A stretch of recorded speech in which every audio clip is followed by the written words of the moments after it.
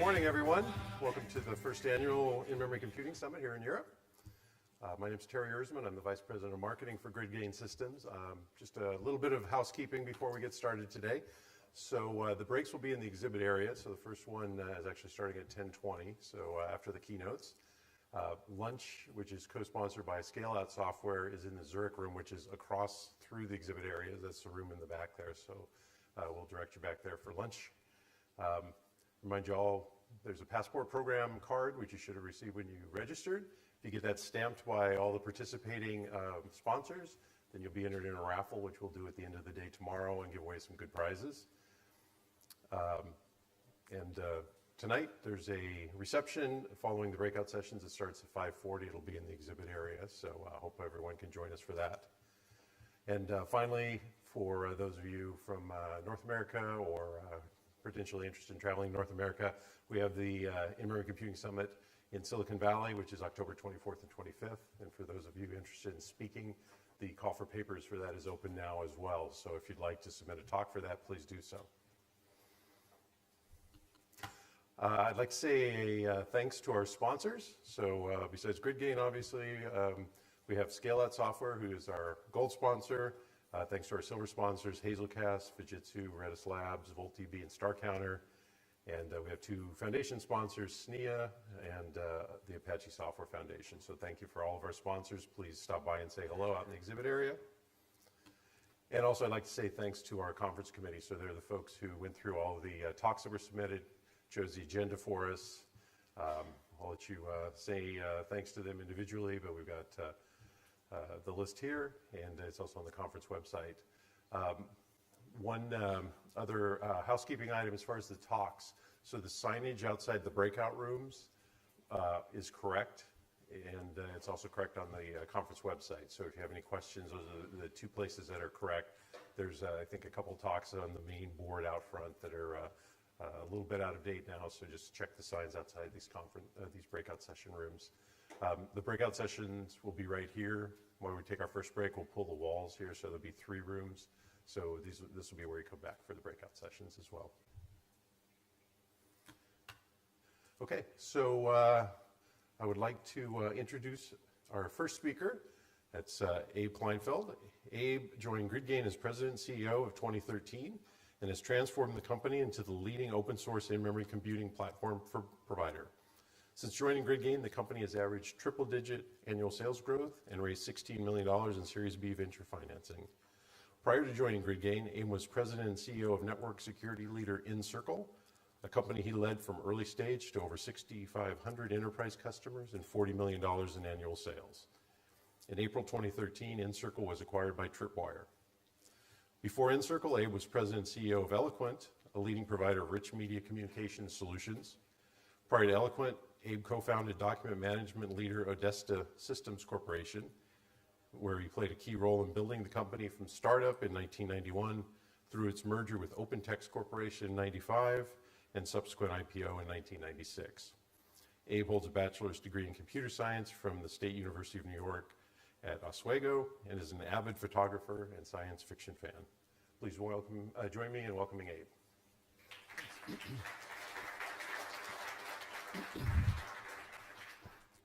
Thank you, sir. I noticed that everybody has their badges, and I realized I didn't get my badge. So I'm not really legally here, apparently. Thank you very much for attending today. This is our first in-memory computing conference here in Europe, and we've had two of them, I guess, already in the United States, each one successfully larger than the previous, and we're going to have our third one coming up, as Terry mentioned, in October. So it's really a pleasure to start to expand this conference into Europe because so much is happening here in the in-memory computing market. Now, in the next couple of days, I think we're all going to have lots of information being shared. Most of it pretty technical. A lot of it is how the sausage is made. Information about architectures, information, coding examples, kind of deep technical explanations. And I thought that it would be a useful exercise to kind of back up and talk a little bit more about kind of what's driving the demand. What is it that actually brought us here? Why are we all actually getting together? What is it that actually is creating this insatiable demand for performance and speed and scale, which is really what in-memory computing is about. So we'll kind of walk through that a little bit. And you know, to put it simply, you know, it's basically what's driving the demand is data, lots and lots of data. We like to talk about data now increasingly as you know, big data, but this is really beyond big data. We're moving towards immense data. We're in a situation where we are producing so much data that just in the last 2 years alone, we produce more data than in the 5,000 years of humanity before it. And in the next 12 months, we're going to create even more data than during those 2 years. So we're producing lots of data. But it's more than that. We're also receiving information and data from lots of different sources. So we're creating an environment where we're connecting everything and pulling data from it. And we're creating more and more devices that generate and consume data. So that's what's driving this kind of growth in data. And it's all happening at internet scale. You know, the internet itself is growing. It's growing not only geographically, but also in a number of things that connect to it. So what is the purpose of all this data? You know, we have tons and tons of data coming in. We're creating all the mechanisms to collect the data. But you know, the obvious goal is to be able to do something with it, not to put it into a data lake or a data ocean or into some place where maybe one day we'll use it. The real goal is to be able to process that data and to actually kind of get curated knowledge or wisdom from it, and to be able to process it in real time in a way that gives us situational awareness that we would never have in the traditional sense, and in the way we typically run our businesses. So this is really what's driving the demand, is this need for real-time situational awareness that allows us to operate our businesses with more precision and much more quickly and more agility. It turns out that we're doing very little of that right now. We're collecting the data. We've got all the devices and all the sensors and all the, you know, we're doing a great job of creating mechanisms to collect data, but we're using less than 0.5% of that data for any kind of operational decision making. And you know, that's really why we're here, because that's what people want to do. The goal is not to collect data. The goal is actually to do something with it that actually gives us competitive advantage. And that's what's driving the in-memory computing market. So we've done a great job of collecting this data. We've, you know, we're instrumenting virtually everything. We're instrumenting ourselves with our phones. We're instrumenting our employees. We're instrumenting our customers. We're instrumenting our supply chains, our products, our airplanes, our trains. We are instrumenting virtually everything, everywhere, and collecting massive amounts of data. And so that's all wonderful, but again, we need to do something with it. And you know, a lot of people think that we're in what many people say is the third digital wave. The first one being the internet, where we essentially gained connectivity and we were able to start putting online businesses to work. The second one was really about, you know, the mobile computing revolution, where we were able to take the internet with us rather than just sit in front of a computer to access it. And then the third one is really about sensorizing everything around us. It's the Internet of Things. This is really where we are today. We are starting to produce devices and capabilities to collect data from everywhere and sensorize everything. The goal is really to be able to start merging the physical and the digital worlds, to converge those two such that we can have a digital twin. So as a business, you want to be able to have your physical environment that your physical business that you operate in, and then you want to have a digital equivalent of it that's operating in real time, that has all the information about your business in real time, so that you have complete awareness of everything that's going on around you. And then, of course, the next wave will be about AI and robotics and things like that, which we're still actually quite a ways away from. We're doing a lot with machine learning and a lot with AI. You read a lot about it. But we're actually a ways from actually being able to put that to use in any meaningful way from a business standpoint. But this age of the Internet of Things is actually upon us now. We are absolutely in it. And we talk about the Internet of Things just like we talk about in-memory computing, but it's just computing. It's no longer in memory computing. Everything is going to be done in memory before very long. And the Internet of Things is just already upon us. It's just the Internet. So we do talk about it as IoT, but the reality is we are already very much in that world where the physical and the digital world are converging. It turns out that the early success stories and the early opportunity for this Internet of Things is really the industrial Internet of Things, where you start to sensorize really expensive, big things that you can actually generate tremendous profits from if you can get better productivity and you can get better utilization from. Things like airplanes and trains and jet engines and big tractors and stuff like that. And it's actually creating new business models where rather than selling an airplane to an airline, you're much better off just leasing that airplane and just like in the software business, producing a maintenance plan that goes along with it where you control everything about that device. You're responsible as the manufacturer for not only providing it to the user, but to maintain it and get the most out of it.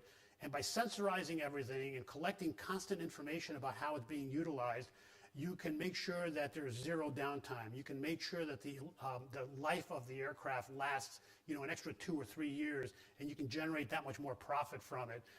You can also make sure that the productivity and the utilization of it is being maximized. So as a result, new business models are starting to emerge out of this industrial Internet of Things to the point that Accenture claims that or believes that the potential economic growth from this is going to be about $12 trillion by 2030. So this is where it's starting, but it's going to go all the way down to literally sensorizing the clothing you wear. You can have embedded stuff in your body. Everything's going to be connected. And this is how we're going to improve not only our businesses, but our lives. This is the future, but of course, collecting the data is not very useful. We need to do something with it, and that's where all of us come in. So the future of business is really agility. That's essentially what we're trying to do. We're trying to become more agile. So let me digress for a moment. My wife has this very cool car that can park itself. It's amazing. You drive it down the street. You push a button, and as long as you're driving less than 20 miles an hour, it'll find a parking space before she even sees it. So a little beep goes off saying a parking space is coming up, tells you where to stop. Then you take your hands off the wheel, and the car will parallel park itself automatically. And it'll do it in a space that's only 1.2 times the size of the car. You should try that someday. It'll take you about 15 minutes to do it. You'd probably hit the car in front of you and a car behind you, and you'd probably park on a curb and your tail would be sticking out. All kinds of bad things would happen when you try to park a car in that space. But the relevance of this is that as a human being, we have very narrow perception of the things around us. We have our eyes and we have our 6 senses. We're sitting in that car and we have the 2 eyes. We have a couple mirrors. We don't have a complete perception of the size of the car or the size of the space that we're trying to put it in or exactly where that curb is because we are sitting in a very narrow place and we have very limited perception of that world around us. The car, on the other hand, has somewhere between a dozen and 20 sensors and cameras all around the car, has complete visibility into everything around it. It knows its size, it knows how much space it's got, it knows how far everything is around it, and it can park itself in 3 easy steps with no help from a human being in ways that there's no way that a human being could do this. And this is exactly what we're trying to do with our businesses. This is exactly what we're trying to do with all these sensors and all these devices, is we're trying to get a 360-degree perspective of everything that's going on around our business so that we can react, so we can be agile, so that we can operate and execute with extraordinary precision in ways that humans could never do, and also in real time. There's no sense, having a car park itself next week or the week after. You're trying to park right now. It's great that I found the space, but you want to park right now before somebody else pulls in. And yet that's how we run our businesses, right?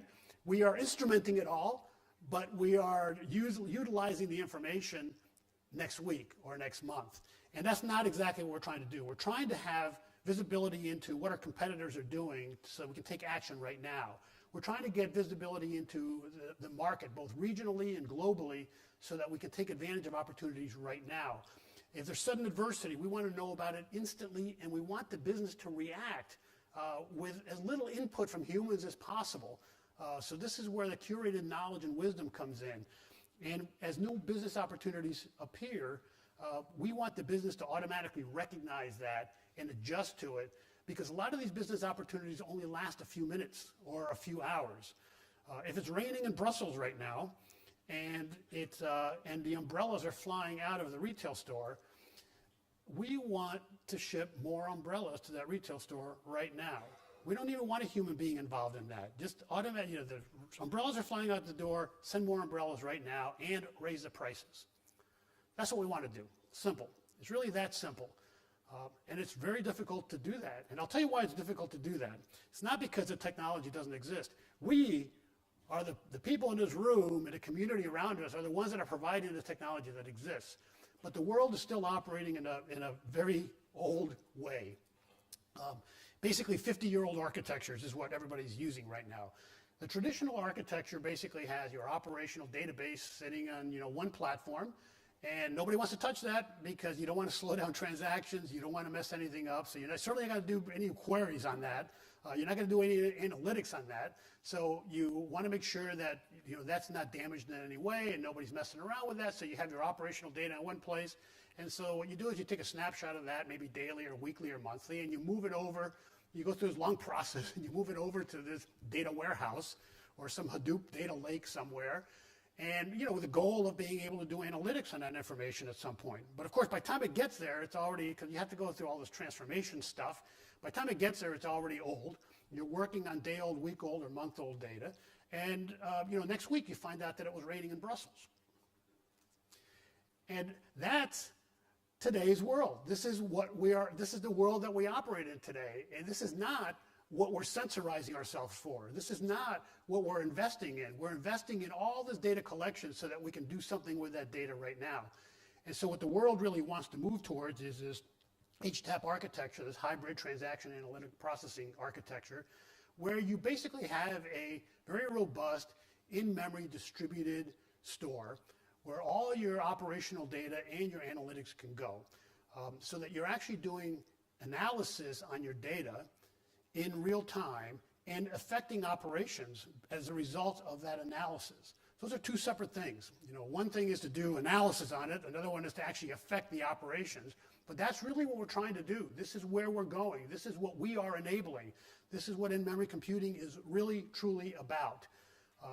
It's really being able to provide the precision execution, enable the precision execution for corporations to be able to get those umbrellas to the store while they're flying out the door and simultaneously raise the prices and improve your margins, right? That's what we're trying to do. It turns out that most people perceive this to be an expensive proposition. After all, memory's expensive, and re-architecting, and all that stuff. Nobody wants to do it because it's hard. But in fact, it's not.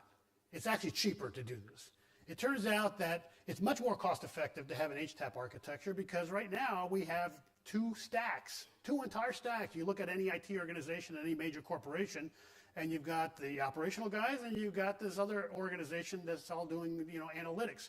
So you're funding two complete IT stacks. You're funding two complete organizations. You're funding, entirely different things, doing two different things, and not really getting the productivity that you expect from it. So by merging it all together, you actually reduce costs. And if you talk to any CIO anywhere in the world, and you say, "What is your job?" And if they're speaking to a 12-year-old or their grandmother, they're going to say, "Well, my job is pretty simple. My job is to drive innovation in my company and to do it at a lower and lower cost every year." And we happen to be the enabler of that innovation and that lower cost. By helping organizations move to an in-memory computing platform, you're able to really, for the first time, dramatically cut the overall cost of IT while driving massive innovation and improving the operational margins of the company. So this is why in-memory computing is in the right place at the right time, and why we are all here, and why this conference will continue to grow over time, and why we're in the best position pretty much of all the technologies that are out there to influence not only people's lives, but the actual execution of these big corporations. It's a great place to be. But we're not done. I think we've done a pretty good job on the software side. We're doing a pretty good job of creating software platforms for executing in-memory computing applications. We're doing a good job of creating in-memory databases and in-memory computing platforms and in-memory machine learning and in-memory all kinds of things. So we're doing a good job of evolving the software, but the hardware, interestingly enough, hasn't changed, at all. If we're honest, it hasn't changed since like 1980. In the 1960s, DRAM came out. DRAM is effectively the same now as it was in the 1960s. A little bit faster. Moore's Law has continued to expand, but Moore's Law is slowing down in the DRAM market, and there's not anything on the horizon that's better or faster than DRAM certainly in terms of performance and cost effectiveness. And then at the other end of the spectrum, we've got NAND flash, which was introduced back in the 1980s and really didn't go into mass production until the 1990s. But here we are in 2017. And the gap in performance between RAM and flash is pretty large. Thousands, 2,000 or 3,000x. That's a huge performance gap. And the density of what you can store is also very large. You can store a lot more in flash than you can in RAM in the same real estate. So there's a big gap between RAM and flash, and that, I think, as we continue to see increased demand for in-memory computing, is going to start to change. And you're already seeing it change. It takes a long time for this hardware world to kind of move forward. But you're already seeing a lot of new technologies based on the demand for in-memory computing start to emerge. And this is good for everybody because it means that we're going to be able to apply different cost models and different cost effectiveness to different types of applications. If we can start to fill that gap, we don't have to make the decision between flash and NAND. There's going to be many layers of storage class memory, if you will, that will allow us to make sure that we're applying the right cost structure to the appropriate application so that we can go very fast with RAM, and we can store stuff, for long term in flash, but there's going to be multiple technologies in between. 3D XPoint from Intel is now starting to show up. It's really the first time in probably 30 years that anything is actually appearing on the market between RAM and flash. It's remarkable, but you're starting to see a lot more investment in this world. Why? Because this is where the market is headed. Demand is here, and there's nothing like demand to drive innovation. So I think it's fair to say that in-memory computing will be powering and enabling virtually all the major transformative technologies in our immediate future. Machine learning and AI, which I think pretty much all of it is done in memory computing today. Spark is a really good example of that. Apache Spark is a great example of that. Virtually everything's being done in memory. The Internet of Things, which is upon us, and we've talked about. There's a couple other areas. Blockchain is really a foundational technology that I believe is going to transform entire industries. It's extraordinarily difficult stuff to understand. It seems like you have to read about blockchain about 75 times before you start to even get what it is and how it works. And of course, people like us, we don't really understand what something is until we understand how it works. So it's sometimes you have to ask the 12-year-olds, what the heck is this thing? But basically, what it does is it can record transactions with tremendous security and provenance, so you can maintain the origins of these transactions, and it does it in a very secure and in a permanent way, such that it will actually transform a lot more than what you've heard about. Like you've heard about how blockchain is being used in Bitcoin to ensure that you have that you can do secure transaction of money without any middlemen. That's a wonderful example of how blockchain can be used. But the real opportunity for blockchain is those places where you do a lot of records management. So, for example, online voting, things like property rights management, things like medical records, where you need to make sure that stuff just doesn't ever change. Once it gets recorded, it cannot change. You can't go back and change history. This is where blockchain really starts to do very, very well. You're going to see entire industries transformed, and particularly government you're going to see transformed. I'll give you an example of, you can look this up and find out about it, because it's really a great example of how blockchain could have really helped in a particular area. You all remember the Haiti earthquake from 2010. It was a horrible earthquake, tremendous loss of life, tremendous loss of property. I think over 100,000 people were killed in that earthquake. It was a total disaster for that island. Turns out that all the municipal buildings were destroyed in that process, and all of the property records, all of the property transfers, all the property rights, all those records were lost.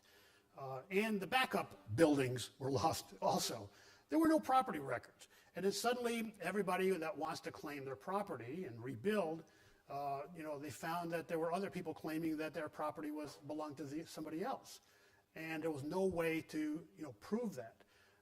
And this is where blockchain could have been of tremendous help, because with blockchain, you would have been able to ensure that no matter how many buildings collapsed, because of the distributed nature of the ledger, there are so many copies of it, and every one of them can be verified, that there's no way that you could have ever lost that. And there's no middlemen, and there's no corruption, and there's no fraud. All of that can be eliminated with blockchain technology. So this is why smart contracts will become very important, and why you can be able to do real-time money transfers without the middlemen that take up a percentage of the cost, and also get involved in delaying these transfers. So blockchain is a big deal, and is going to transform entire industries. Another great example also in Haiti was that there was a lot of money that went into charity. Something like $500 million got donated to the Red Cross. You know, it is, something horrible happens, you see it on Facebook, you push a button, you donate $1. So $500 million goes to the Red Cross. And a few months later, people wanted to know what happened to that money. It was supposed to help Haiti. The Red Cross had no idea. All the money, $500 million, was lost. It was totally lost. Why? Because the Red Cross was kind of dishing it out to third parties to help, and the third parties all stole the money, and it just disappeared $1 at a time. And this, again, is where blockchain could have made a big difference, because you have complete provenance, you have complete transparency into the transactions, you can eliminate fraud, you can eliminate all these middlemen, and you can get the money to the right places. So Haiti is a classic example of how, if we employ things like blockchain, things are going to actually transform in a big way, even in times of disaster. So blockchain will be a big deal. Virtual and augmented reality. I think augmented reality in particular is going to be big. You're going to walk into a shopping mall and it'll transform itself, at least to your eyes, based on your preferences. I think that's going to be a big deal. Again, all of these things, when done at scale, whether it's machine learning or Internet of Things or blockchain or virtual reality, all these transformative technological ideas that are coming out, when done at scale, and everything is done at scale now because of the Internet, requires in-memory computing. We are the future. We are the enabler of what's going to happen out there. So, as we continue to create these transformative technologies, and they start to converge, and they start to come together in interesting ways, new industries and new businesses will continue to emerge. I mean, if you think of something as simple as Shazam. Anybody use Shazam? Or SoundHound? It's an app on your phone. Basically, you're standing in an elevator and you hear a song you like, and you hold your phone up and it tells you what the song is. It listens and it tells you what the song is right there on the spot. And then and after identifying the song, you can actually download it and start, and now you own it. Think about all the things that have to come together to make that happen, right? There's a lot of technologies that you have to have the internet, you have to have smartphones, you have to have an app store, you have to have, a database of all the songs in the world. You have to have, in-memory computing to be able to deliver the results quick enough that you can actually do something with it. You have to have an app store or a music store to download the song. All the things that have to come together. This is the beauty of what's going on in front of us right now, is that so many new technologies are emerging. It is the intersection of these technologies that create new opportunities.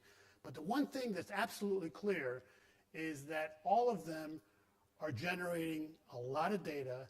All of them are about processing that data in real time to deliver results that are actionable for us to take advantage of in the moment. And so this is why in-memory computing is so important. The people in this room and the larger community around us that are delivering this kind of technology are the enablers of digital transformation. We're the enablers of the Internet of Things. We're the enablers of the future of business.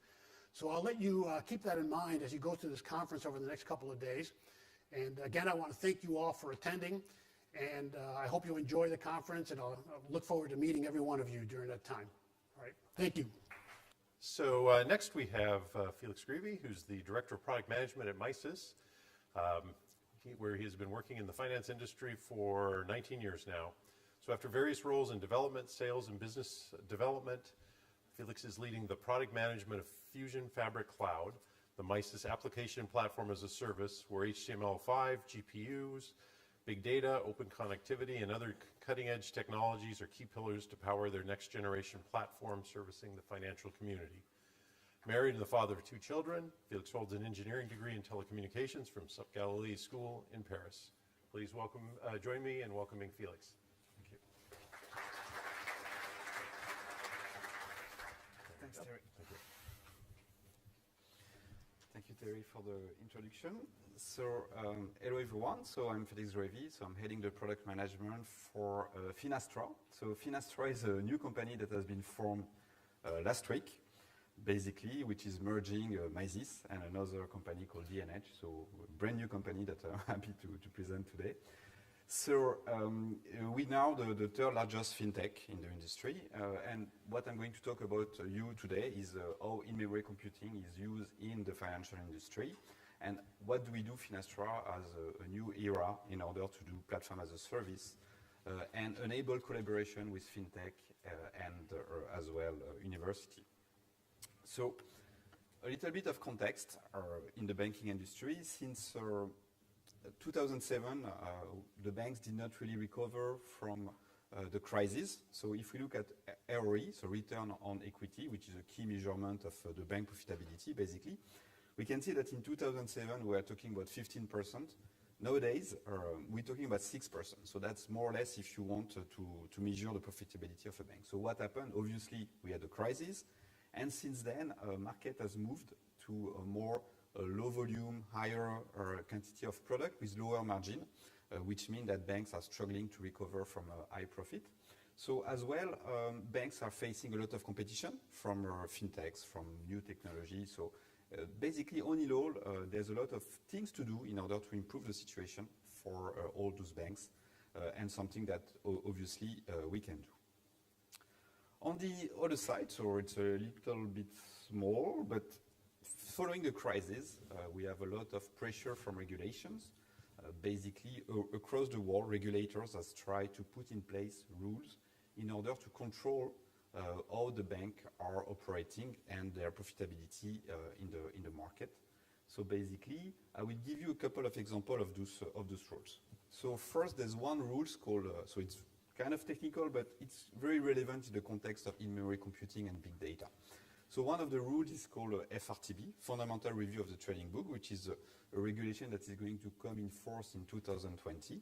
And basically what this regulation means, it means that banks need to do a lot of calculations. So we're talking here of millions of calculations that needs to be done real time or by batch. So that's something that is extremely demanding in terms of calculation, but also has to be done in real time and in batch. So that's one regulation.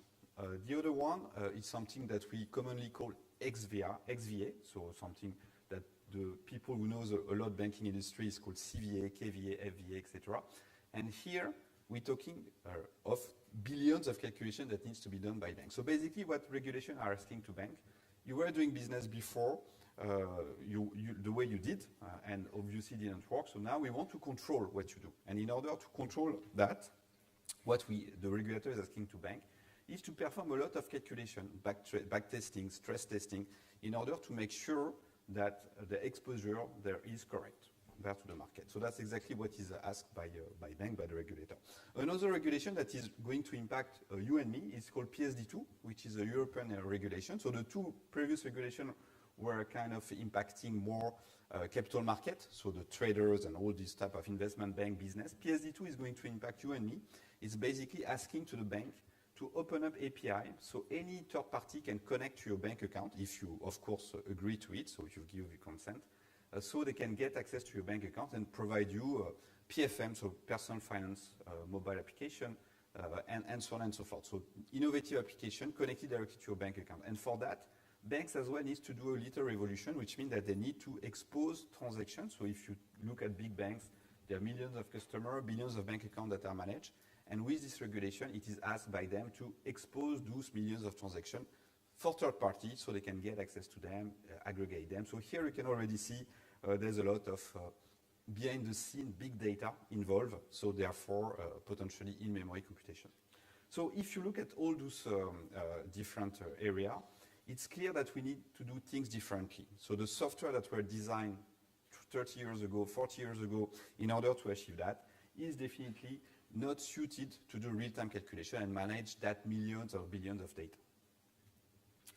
So that's why at Finastar we develop what we call internally Fusion Fabric, which is basically a platform based on Java and using in-memory technology as well, in order to be relevant for the next generation challenges and be able to manage all those calculations. So there's several parts into it, and obviously I will focus mainly on the in-memory part, but we do have GPU, for example, for calculation. So that's something when we're talking about millions or billions of calculation, we need to do things and leverage GPUs in order to have fast calculation. Aggregation as well, so we also have aggregation modules, but the most important one is obviously the in-memory computing part, something we call internally DASO, which is here holding all the important information that banks are going to use. So in order to cover, as I discussed before, regulation such as FRTB, so millions or billions of calculation, or PSD2, so ability to manage millions of bank accounts in memory. So what we want to achieve is the software that managed by Finastar covering a large scope in the industry. So we're talking about trade finance, we're talking about capital market and retail banking. And here with the software that we have, what we want to do is to be able to manage the scale of data. So I was talking before of PSD2, and if we look at the number, we're managing more than almost 175 million bank accounts under Finastar system. And therefore, if we want to expose those bank accounts to the outside world, so third party can start to develop application on top of it, we need to have a way to third party to access this data with mechanism that relies on caching and so on and so forth to avoid that there will be a lot of pressure on the core system. So what we call core system are the traditional systems that manage bank accounts or capital market solution in banks. And we want to have a new layer on top of that in order to be able to access all those information quickly. So now, going to focus a little bit on the in-memory aspect of what we do. So basically, in order to give access to third party to a large amount of data, we don't want them to get connected directly to the core banking system. So core banking system, as you know, are systems that are extremely reliable, sometimes based on mainframe, but not so optimized and designed for real time. So if people, based on the PSD2 regulation, wants to start to build PFM solution to get access to bank account, they cannot connect directly to the mainframe, but therefore that's why we have built this layer, in-memory layer, where we can get access to the bank account information without impacting the core system. So in order to do that, we are loading all the trades in memory in the various nodes, so machine and virtual machines, that are hosting all the data in RAM in order to be able to do fast processing and give access to those transactions to third party. So we are organizing the data based on the affinity, so regrouping data that can be regrouped together based on the frequency of the data, the maturity of some information, etc. So that's the way we regroup them. And manage caching strategy based on the nature of data. So here we're talking of three different caching technology. So one that is related to data that are not moving often. So for example, bank account is not something that is not moving often, so we can put that in a more static cache. We can put then transactions that are moving a lot, such as bank transactions. So basically, whenever we do spending, there's a lot of information, new information that is updated. So that's something that we're going to use. And another category data, finally, which is what we call market data, which is basically information related to FX, currency changes, and so on, that change a couple of times per day, but is impacted all the transactions. So based on this strategy, we organize our data and be able to store them accordingly. Then one of the key criteria of in-memory computing applied to the banking industry is all about performance. So in order to be performant, we want to collocate execution and data. So why is that important? It's because in our way to re-architecture and reorganize the software, as I said before, we want to do things differently, not the way they were done 30 years ago. The bottleneck that we have identified so far is highly related to the database. So data is retrieved from the database, processed, and then displayed. So what we want to do with the new architecture and leveraging in-memory computing is to make sure that all data reside in memory, so they're available without having any bottleneck and latency issue. And to remove any extra latency, we make sure that the execution is co-located with the data. So in order to reduce the path of execution and make sure that we are able to benefit from an extremely fast calculation. So remember, all is driven by regulation. Millions, billions of calculation needs to be done. So we cannot spend time in delays, in extra processing that is routed to network and so on. So extremely collocation of data to minimize the time we spend to execute data and maximize the efficiency. So then another extremely important data. So now what we said, so we put the data in cache, in memory, so in order to have low latency and execute quickly. And then second, we collocate the processor. So we make sure that the execution piece, so let's say that I was mentioning GPU before, is sitting close to the memory. Now the other aspect is as well make sure that data is processed fast enough in a reactive way in order to maximize efficiency of the CPU. So it's all about efficiency. If we want to be able to achieve millions to billions of calculation in a short time frame, we have to make sure that we are able to define what we call topology of data. So define various steps in the execution of the code to ensure, again, reactivity and make sure that everything is done asynchronously. So again, that's one of the key principles of the design that we have applied, topologies, make sure that code is executed asynchronously to maximize CPU efficiency. Then I was mentioning that the platform that we are building is also related to manage banks transaction, but also capital market data coming from various systems. So it's very important that we are able to put those data in a form of document in memory, so that's what we do. But also it's very important that we're able to query them in a very fast and efficient way. So that's why, even though we push data in what we call native format, which means that when we connect 2, 3, 10 systems together, every system has its own data representation, and we don't want to force a common representation to be very efficient and avoid bottlenecks. But that being said, it's still important to be able to query data in order to show consistent information for the consumer. So when we're talking about transaction, bank account, again, transaction, that's a very common example. If I want to query every transaction of my bank account, I can assume that every core system will have a different representation. So let's say ING will have its own bank and account representation, Deutsche Bank its own account representation. Still, I want to be able to query what is my balance across all those accounts. So that's why we have defined what we call stereotype, which is a very simple way to index data. So in the stereotype is a lightweight format where we say, okay, this is my transaction, and in my transaction I have my account information, I have my customer name that is defined, and therefore I got keys where I can aggregate all the transactions and perform my calculation. So it's a very lightweight way to identify and query data. So that's what we have done as well, to be able to manage this data lake, this ocean of data, even though we don't want to structure it, because we want to remain it unstructured as much as it can. We have defined some small stereotype, which has the indexation keys, basically, that allow us to query and manage the data.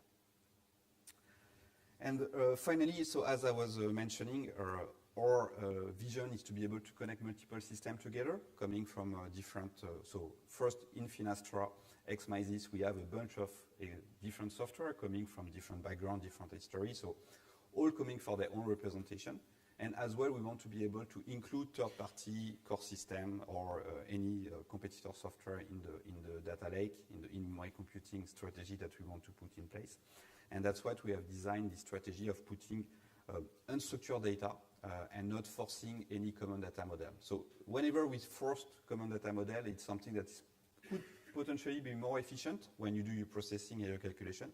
But however, it creates a huge work upfront where you need to translate data, to agree on a common format, and that's definitely something that is not working across the industry. We want to be able to plug very quickly new system. We want to put in the data lake a new calculation, new banking information, and we don't want to spend time in normalizing it across multiple systems. That's something we tried in the past, we failed. So that's why what we propose and what we have done this couple of years is pushing data in what we call native format. So every system push their data in their own format, so unstructured format in their own representation. And using the stereotype I was discussing before, we are able to query them and do some simple aggregation. So enough of all the theory. If we look at some benchmark now, so what I was saying, that we have done this new layer in order to do things better and be able to be relevant for this regulation and the next generation regulation as well.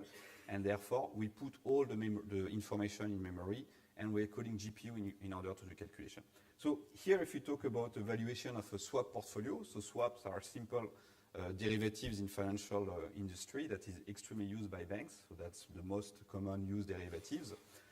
With using our architecture and leveraging the cloud platform, we're able to achieve 43 million PV per second on a GPU that is hosted on Amazon, basically.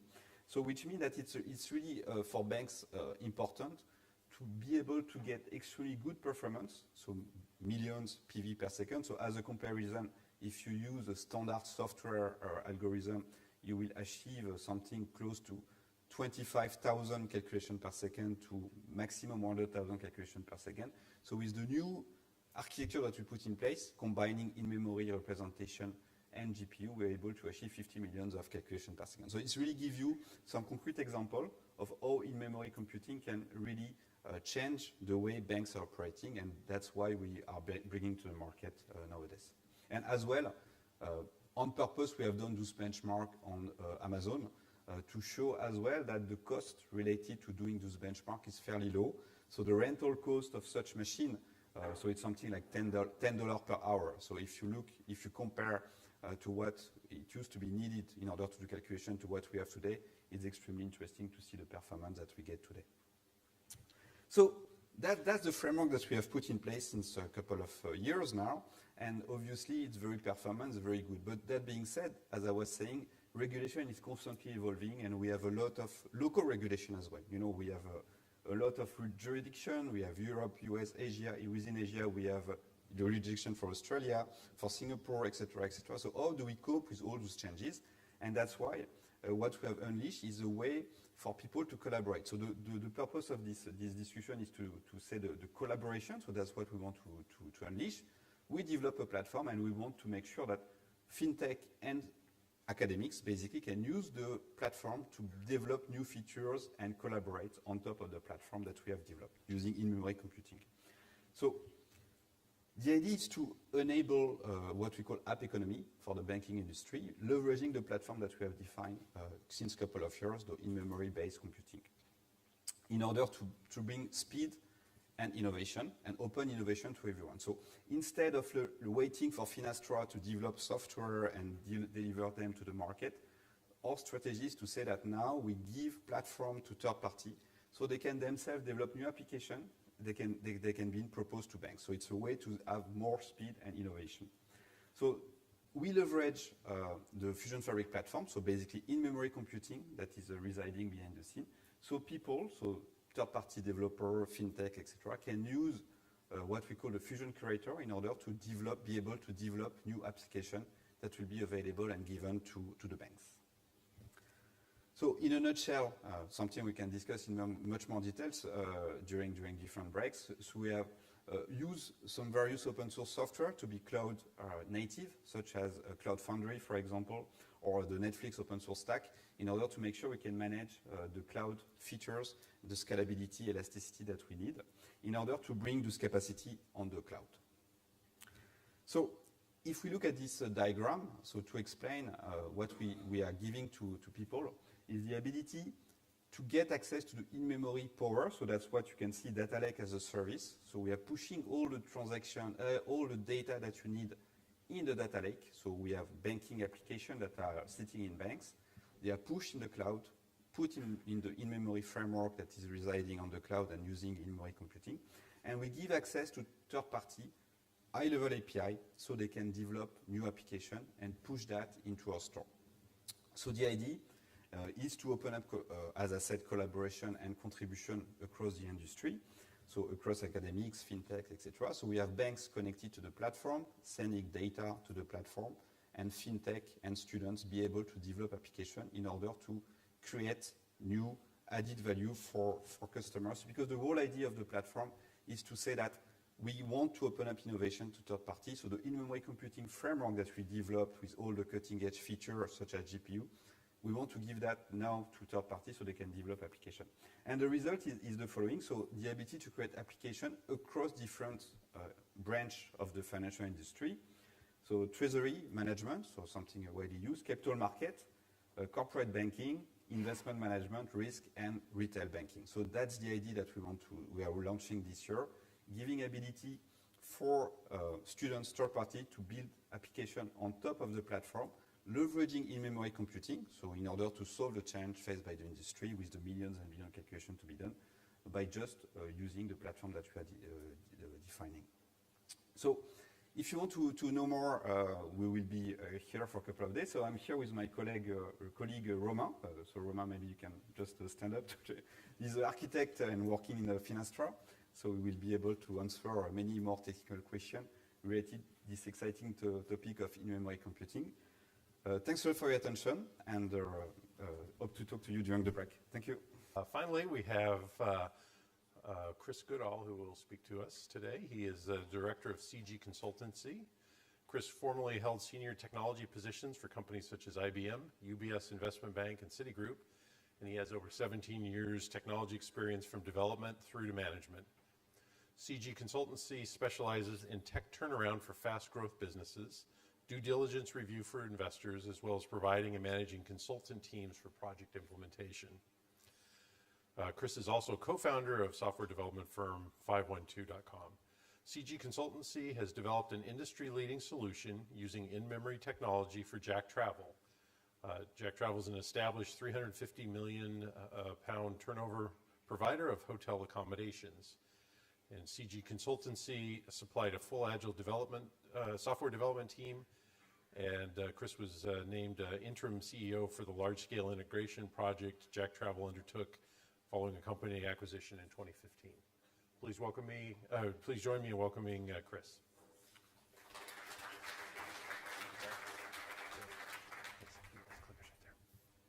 Good morning, everybody.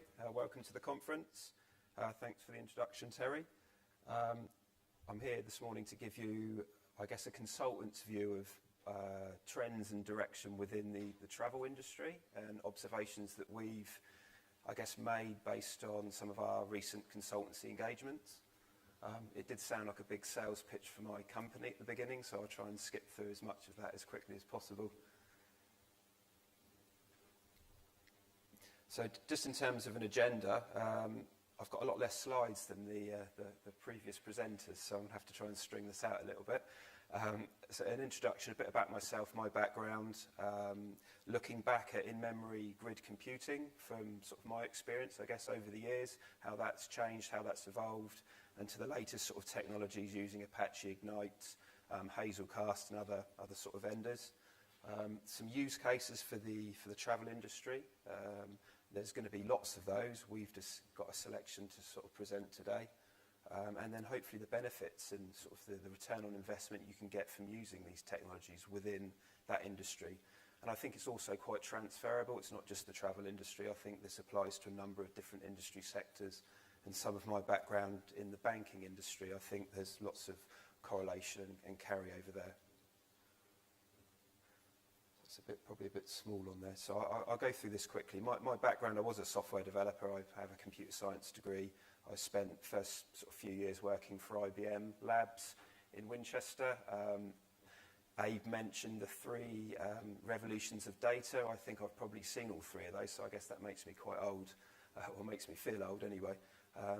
IBM was at the sort of I suppose the turning point of the internet, the early days of Java technology. I was part of the Java technology team at the IBM lab there, and my first role was developing a transaction gateway written in the Java 1.02, I think it was, to enable the Kix mainframe to be web-enabled. So it was sort of the very early days of e-commerce on the internet. Their key sort of customers at that time were large airlines, as well as sort of your household banks that were exploring online banking. And that was sort of a good introduction to e-commerce and highly scalable sort of platforms. I then went and did a few years in the city working for investment banks, starting with UBS. UBS was very sort of forward thinking in terms of its technology stack and the technologies that it was using. It didn't really use vendor products so much, so to speak, within the sort of front office equity trading technology area that we were working. But they were really exploiting the sort of in-memory capabilities of computing at those sort of early days, early 2000, using Sun Solaris SparkFire servers, lots of them costing sort of millions of pounds, and really exploiting the limits of Java virtual machines and the heap sizes, running them right up to sort of maximum heap sizes, and all the issues that occurred with that, with long garbage collection cycles and understanding how to sort of tune and work around that. Following that, went to Citigroup, again sort of similar sorts of roles, but building very fast front office trading market making platforms. And whilst in-memory grid computing was sort of making an appearance for Citigroup, it wasn't fast enough for sort of front office trading. And I noticed from Felix's presentation just a moment ago the sort of mention of GPAs, or GPUs rather, and this sort of very hardware accelerated processing models that can be used for doing very fast financial calculations. That was sort of quite early days for Citi at that point.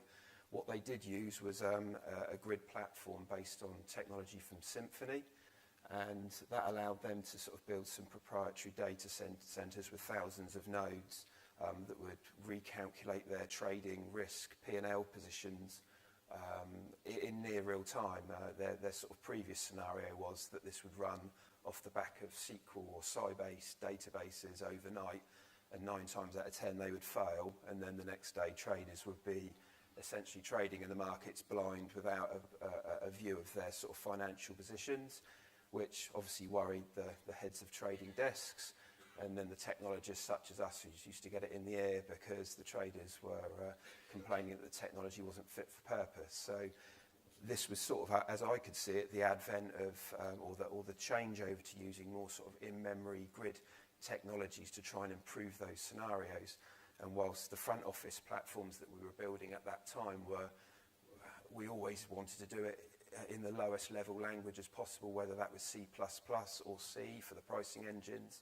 It started to sort of morph into sort of more C#, Java type languages based on in-memory grid fabrics.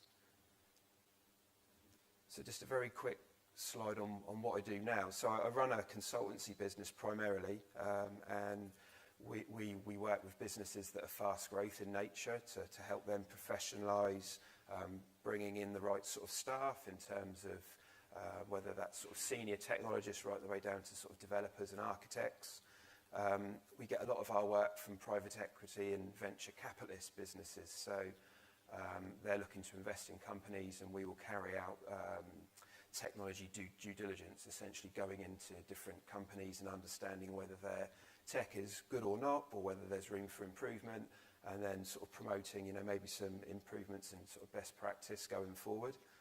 It's from that we've been able to see sort of lots of trends in the industry and potentials for improvement. One business that we've worked with very recently is Jack Travel.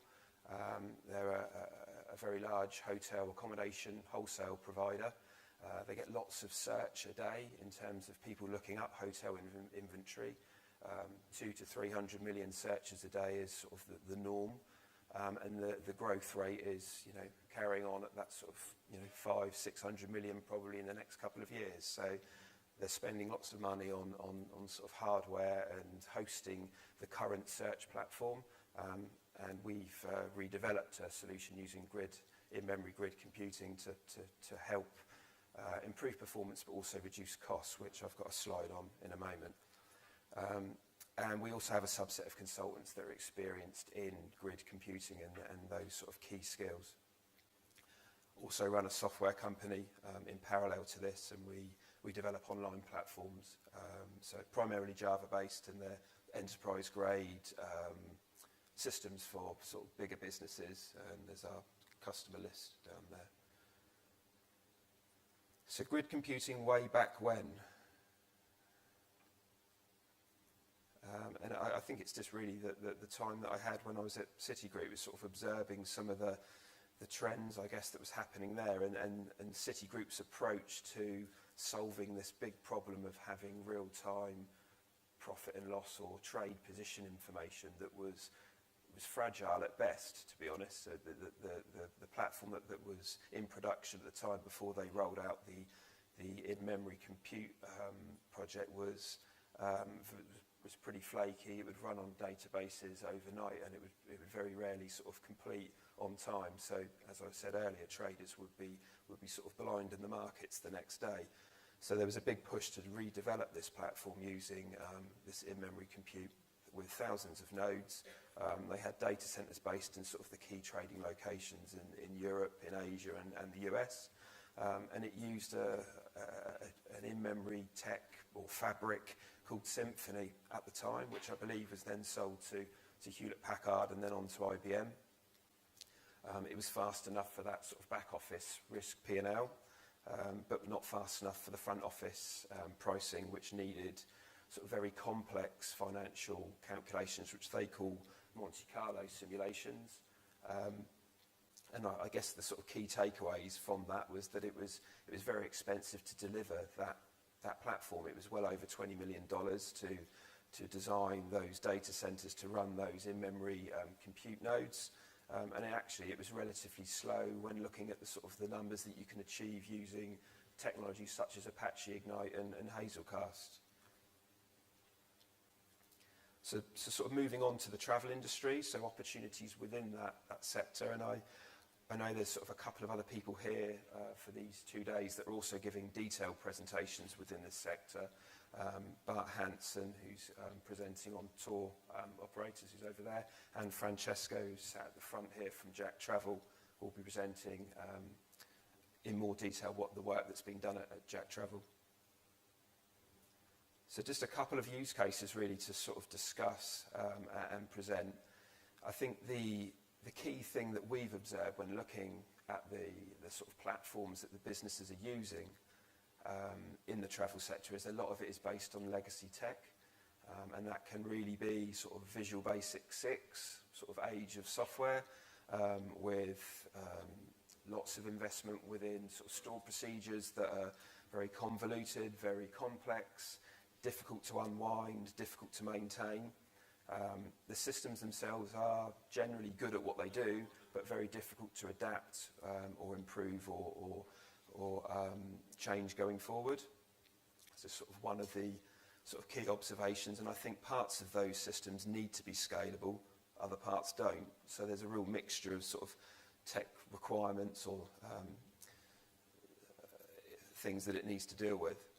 The hotel accommodation search problem itself is quite challenging in that it's very high volume. So Jack Travel, as an example, have over 250 million searches a day.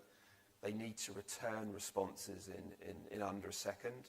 The current platform that's being used, which is being replaced at the moment, is typically under a second for some of the searches, but for any of the more complicated accommodation searches, it will be several seconds. So comparing that back to sort of the financial world, you can do exponentially more in a lot less time. So the requirements are, I suppose, not as severe for the travel industry. It's not as important to the speed isn't of sort of millisecond, microsecond nature that's needed for trading, but it's still needed to be sort of sub-second. So the in-memory tech, I think, lends itself well for achieving those requirements.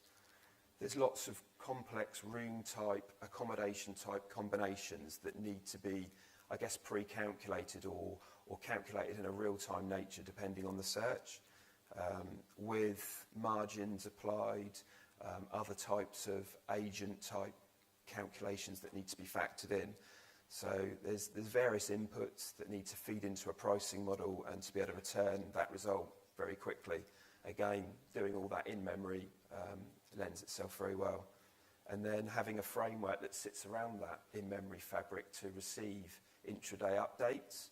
So as people are making margin adjustments, or if accommodation is sold, anything that would result in the recalculation of a room price based on demand can be achieved using maybe messaging technology or some way of communicating that in real time. The other use case that we've observed, and that's through a recent piece of due diligence that we did for an airline schedule provider, and they're very well established globally.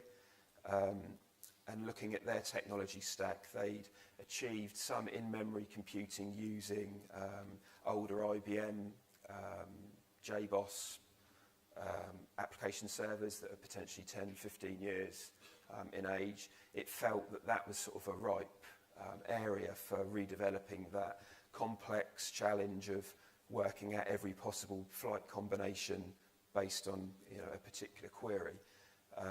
Again, I suppose it's similar in some respects to the hotel accommodation search problem, in that you need to have all of the data held in memory, all the reference data at least, as well as getting regular intraday updates to do with flight changes, whether that's from the airlines or the carriers or baggage handlers, all these other sorts of bits of data inputs that would cause flight connections or scheduling information to change. Again, it felt like another good example where in-memory compute fabric could benefit that area.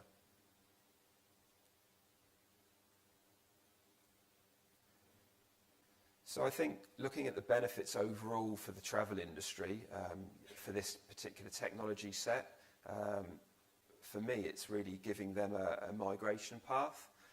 And I guess that's not top of everybody's list, but I guess for some of the businesses, they need to have a way of moving from older technology to newer technology. So certainly with the travel systems that we've reviewed, there's a real mixture of old tech mixed with sort of legacy code that is very difficult to unwind. So having this in-memory compute technology gave certainly Jack Travel a mechanism to unwind some of the complexity of this overall booking hotel accommodation platform that they'd invested heavily in, and move some of the more scalable parts of that technology to a more appropriate platform. So it allowed us to sort of ring fence the older system and then move the hotel search, for example, out and into an in-memory grid technology. And that also benefited from the sort of being able to scale, very high volume, very low latency, and then using sort of standard middleware technology to communicate from data sources within that infrastructure. The other key benefit, I think, moving on 10, 15 years from certainly my observations when at Citigroup and their £20 million grid project there, is that the in-memory data grid technology now it's got a very low cost of entry. The Apache Ignite Apache Ignite framework, for example, is open source. It's easy to start testing with that stuff, to start prototyping. Hazelcast, GridGain provide good levels of professional service and consultancy. Jack Travel used GridGain, for example, and we had their professional services staff help prototype initial versions, which was really helpful with knowledgeable staff that know what they're doing.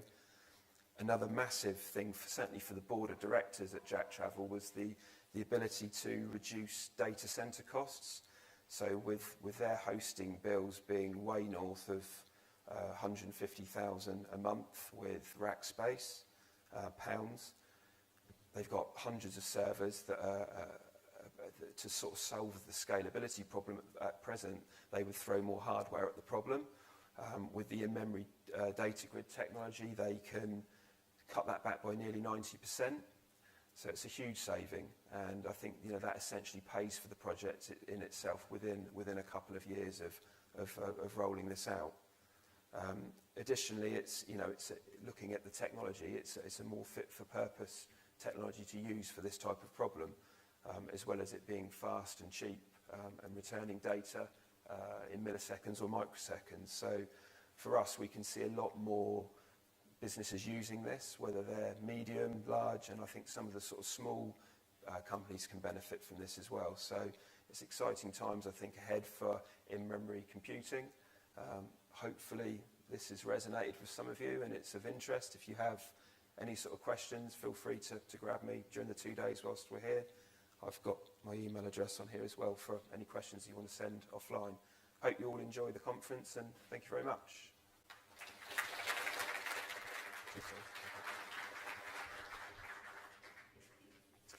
All right, thank you, Chris. So let's see. Before we start the break, so we'll have 3 breakout sessions going here in these 3 rooms once we split the rooms up.